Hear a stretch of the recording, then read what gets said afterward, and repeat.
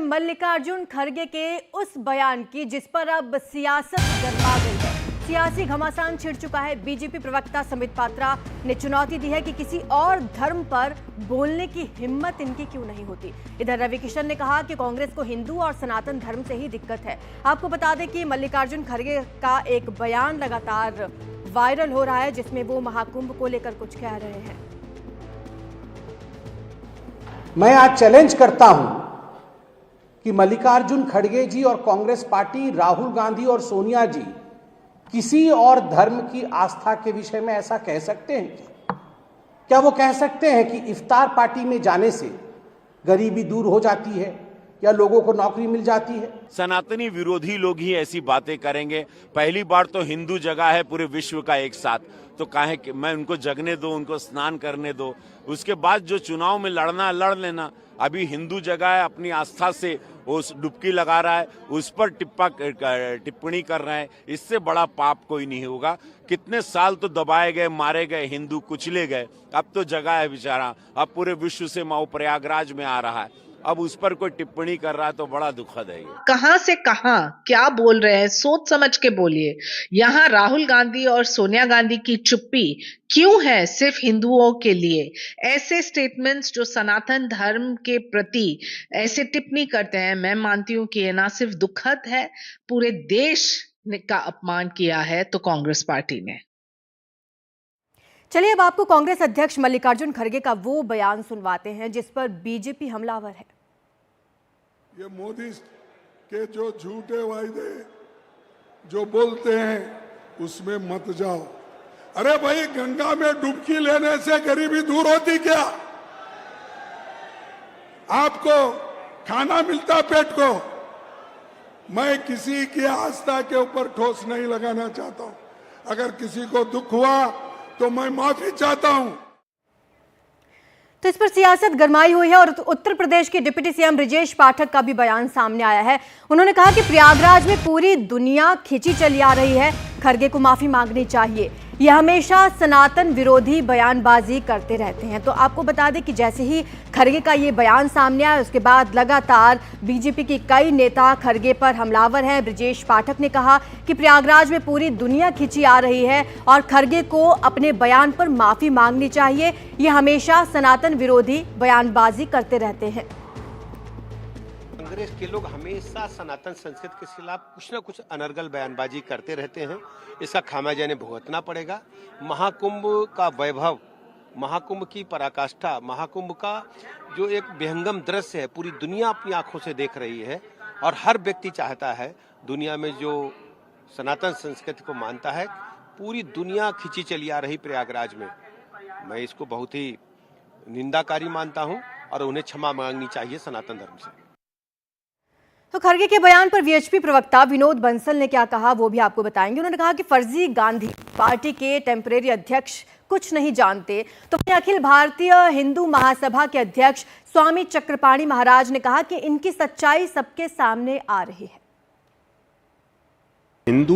हिंदुत्व, हिंदू जीवन मूल्य, संत, हिंदू परंपराएं और हिंदू आस्था के केंद्र के साथ में रामचरितमानस, गोस्वामी तुलसीदास, बाबा साहब अम्बेडकर, इन सब पर जबरदस्त हमला करने वाले, यानी इनका बस चले तो इन सबको बैन कर दें।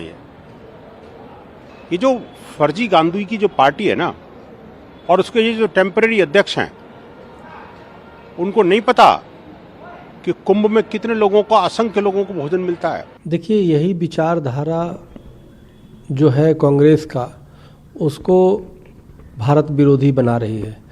यही इसी तरह की विचारधारा जो कांग्रेस के राष्ट्रीय अध्यक्ष की है, वो कहीं न कहीं वो सनातन विरोधी बता रही है।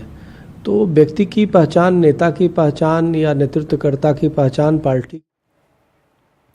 तो अब इधर खड़गे के बचाव में उतर चुकी है कांग्रेस। उन्होंने ये कहा कि खड़गे ने अपने बयान में कुछ भी गलत नहीं कहा है। युवाओं को बेरोजगार रखना, दलितों का दमन करना पाप है। उन्होंने ये भी कहा कि बीजेपी को खरगे के बयान से नहीं, उनके दलित होने से दिक्कत है। उन्होंने क्या कुछ कहा यह आपको ग्राफिक्स के माध्यम से बता रहे हैं। उन्होंने कहा बीजेपी वाले सोच रहे हैं कि कोई दलित उन्हें आईना कैसे दिखा सकता है। आपको बता दें कि खरगे ने जो बयान दिया उसके अब कांग्रेस उसे जस्टिफाई कर रही है। उन्होंने कहा खरगे ने गरीबी, बेरोजगारी जैसे मुद्दों पर बात करने की वकालत की है। तो खरगे के बयान के बचाव में उतरी है अब कांग्रेस। कहा पूरी की पूरी बीजेपी खरगे के खिलाफ दुष्प्रचार कर रही है। तो अब इसी पर हम चर्चा करेंगे। हमारे साथ तमाम मेहमान जुड़ रहे हैं। हमारे साथ जुड़ रहे हैं महेश वर्मा, नेता हैं बीजेपी के। पूजा त्रिपाठी हमारे साथ जुड़ रही हैं, प्रवक्ता हैं कांग्रेस की। विजय शंकर तिवारी, प्रवक्ता हैं वीएचपी के। और स्वामी चक्रपाणी महाराज, राष्ट्रीय अध्यक्ष हैं हिंदू महासभा के। सबसे पहले महेश वर्मा, मैं आपके पास आऊंगी। खरगे का बयान हमने अपने दर्शकों को भी सुनाया। हालांकि कांग्रेस कह रही है कि उन्हें दिक्कत है बीजेपी वालों को, बेरोजगारी के ऊपर कैसे कोई सवाल उठा सकता है और कोई दलित कैसे आईना दिखा सकता है बीजेपी को। देखिए, खड़गे जी तो इस बात से अनजान तो नहीं होंगे कि नेहरू जी, इंदिरा जी, सोनिया गांधी, ये तमाम लोग जो है कुंभ के स्नान करके और कहीं न कहीं उस कुंभ के महत्व को कहीं उन्होंने बढ़ाया होगा, कहीं उनको समझ में आया होगा। तो आज मल्लिकार्जुन खड़गे जी को ऐसी क्या मतलब बात जो है कचोट गई, जो कि उन्होंने ये बात कह दी। और ये समझ में नहीं आता है कि उनकी मंशा क्या है। क्या उनकी मंशा ये है कि जिस कुंभ को बिना प्रचार के, बिना किसी कह लीजिए कि बिना कोई ताम झाम के करोड़ों करोड़ लोग वहां पर आ रहे हैं। विश्व में आज ये हमारे लिए कहीं गर्व की बात है, हमारे सांस्कृतिक राष्ट्रवाद की बात है, जिसके ऊपर जो है हम, ये हमारी सदियों की एक परंपरा है, हजारों वर्ष से हम इसको कहीं उसका अच्छे से हम सेलिब्रेट कर रहे हैं। और उसके ऊपर खड़गे जी का इस तरह का बयान और इस तरह से उस बयान के जरिए राजनीति करने का उनकी जो ये मंशा है, मुझे लगता है इससे ज्यादा निंदनीय और इससे ज्यादा हास्यास्पद और इससे मतलब विकीर्ण और संकीर्ण सोच जो है, मैं समझता हूं कि भारतीय राजनीति में कभी थी नहीं। ये तो इसका जो है विरोध किसने किया? तैमूर लंग ने किया। 1390 में हजारों लोगों को मौत के घाट उतार दिया। उसके बाद वायसराय जो थे अंग्रेज, वो इसका विरोध करते थे कि भाई इतने लोग अगर जुटते हैं तो कहीं ऐसा ना हो कि सत्ता जो है हमारे हाथ से चली जाए। और तीसरे व्यक्ति ये मल्लिकार्जुन खड़गे हैं, जो इस बात का विरोध कर रहे हैं कि कहीं ऐसा ना हो कि इसके वजह से कांग्रेस हमेशा के लिए जो है भारत मुक्त हो जाए, भारत से उसकी सफाया हो जाए। तो ये अपनी कहीं सत्ता के लोलुपता में या सत्ता की वजह से जो है या राजनीतिक कारणों से जो है करोड़ों लोगों के इस भावना पर कहीं कुठाराघात करना, या फिर आप ये कह लीजिए कि उस परंपरा को जो हमारी कहीं हमारी जो सोच है, हमारी जो एक भारतीय दर्शन है, उसको कहीं समृद्ध करता है, उसकी समृद्धि को कहीं ये पचा नहीं पा रही है कांग्रेस। ठीक है, पूजा जी जवाब देंगी। पूजा जी, बीजेपी वालों का ये कहना है कि कांग्रेस सनातन विरोधी है। देखिए आरजू जी, कुंभ जो है वो भारतीय जनता पार्टी का इवेंट नहीं है, वो हम सबकी साझी आस्था का विषय है और हम सबकी गहन आस्था है कुंभ में। और ये बात खरगे जी ने भी अपनी ओपनिंग स्टेटमेंट में कही। पर यहाँ बात सनातन की हो रही है तो मैं बताऊंगी कि कौटिल्य ने अर्थशास्त्र में क्या कहा था। प्रजा सुखम सुखम व्यज्ञ प्रजा नाम च हिते हितम। प्रजा का सुख और प्रजा का हित सबसे बड़ा धर्म है। मनुस्मृति कहती है कि सभी धर्मों का सार राजधर्म है। और महाभारत में विश्व में युधिष्ठिर से कहते हैं कि राजधर्म सभी धर्मों से श्रेष्ठ है। तो आज जब खड़गे जी ने मंच से खड़े होकर, वो समानता का एक इवेंट था, हम अंबेडकर जी को सेलिब्रेट कर रहे थे, उनकी लिटरेसी को सेलिब्रेट कर रहे थे, तो उन्होंने राजधर्म पे सवाल उठाए। आज जब इस देश में हर 2 घंटे में 3 बेरोजगार सुसाइड करते हैं, तो आपका राजधर्म कहाँ है? क्या गंगा में डुबकी लगाने से ये पाप और पुण्य में, सनातन में पाप और पुण्य की परिकल्पना की गई है ना, कि किसी का हित, किसी की मदद और किसी के लिए काम करना पुण्य है और किसी के अगेंस्ट काम करना, किसी के विरोध में काम करना पाप है। तो आज जब उन्होंने बात किया, जब 30-37 लाख बच्चे सेकेंडरी स्कूल से ड्रॉप आउट हो जाते हैं, वडोदरा में एक सरपंच उठ के बोलता है कि भारतीय जनता पार्टी की आलिशान नुमा कार्यालय हेडक्वार्टर बन जाते हैं, पर मेरे गांव में 5 साल से प्राइमरी स्कूल नहीं आया, तो यहाँ पाप और पुण्य की व्याख्या कौन करेगा? आज जब इस देश में 19.4, ये मेरे आंकड़े नहीं है, ये यूनिसेफ के आंकड़े, एनसीआरबी के आंकड़े, बच्चे कुपोषण से मर रहे हैं। 5 वर्ष से कम उम्र में बच्चों में 70% कुपोषण की समस्या है, तो यहाँ पाप और पुण्य की व्याख्या कौन करेगा? या विपक्ष का नेता करेगा? आज हम दलितों पे 12% अत्याचार बढ़ रहे हैं। उत्तर प्रदेश, मध्य प्रदेश, राजस्थान अव्वल दर्जे में है, वहां 97% दलितों पर और अनुसूचित जाति और आदिवासियों पर अत्याचार हो रहा है, तो यहाँ पाप और पुण्य की व्याख्या कौन करेगा? आज महंगाई से हम सब त्रस्त हैं, लोग बेरोजगार हैं। 100 लोगों की वैकेंसी आपके भी सामने आरजू जी आई होगी, वो विजुअल, जब 100 लोगों की वैकेंसी थी पुणे में और 4500 लोगों की लाइन लगी हुई थी। ठीक है, आपने अपनी नाराजगी जताई है बीजेपी से, एक बार विश्व हिंदू परिषद से भी जानते हैं उनको कांग्रेस से क्या नाराजगी है। विजय शंकर तिवारी जी बताएंगे। देखो, ऐसा कांग्रेस ने अपना जो पुरानी सोच है, उनकी जो सोच है वही दोहराई है खड़गे साहब ने। नेहरू जी से लेकर के खड़गे जी तक इनके आपके हिंदू विरोधी बयान, हिंदू विरोधी कर्तव्य सब आपको दिखाई पड़ जाएंगे।